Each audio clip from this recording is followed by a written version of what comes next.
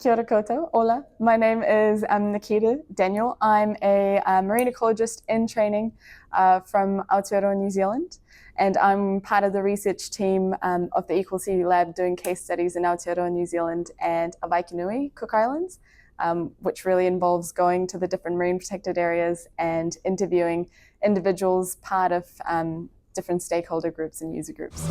It was beautiful, inspiring, and absolutely mind-blowing. I met some amazing people who are deeply connected to the moana, to the ocean. Their livelihoods are the ocean. And I also was able to visit some beautiful places and see the life under the waves in both Aotearoa and the Waikanui Cook Islands. But at the same time, it was also really frustrating to see the disconnect between the decision makers and the decisions being made for people that are most impacted by those decisions, where the community and Indigenous people were at the forefront of that decision making. And there was a shared vision and there was collaboration with scientists and government agencies. There was successful management, and you could tell because there was life. But in areas where that wasn't the case, where the communication was broken, the education was lacking, and there was a lack of care and trust, there was no success, and the health of the ocean was not doing well.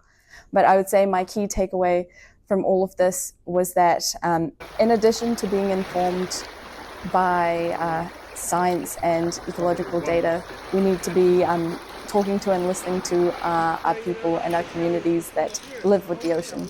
I would say that for me personally, the future of marine conservation and management lies in looking at and learning from the past and applying that to interdisciplinary solutions in the present and working together with people.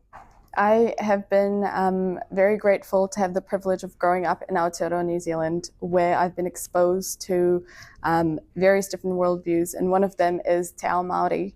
And as part of that, I've come to learn and experience the close connection relationship people have with the moana and how interconnected that connection is. I've also been very grateful to be exposed to values such as kaitiakitanga, which means from the mountains to the sea. And it really highlights how the water that travels from the mountains down to the sea, and that all of the ecosystems within Te Taiao, the environment, are interconnected.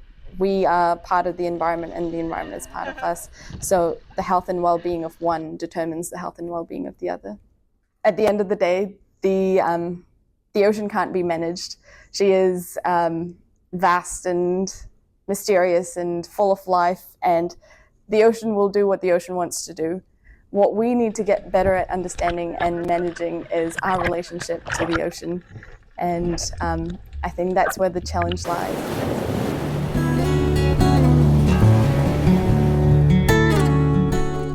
What attracted me and excites me to be part of this lab is that behind the lab are people who genuinely care about the moana, care about the communities, the coastal communities that are connected to the moana, and also to each other. And they aren't afraid to be driven by this care to break down the silos that currently exist in marine science and do things differently for that transformative change.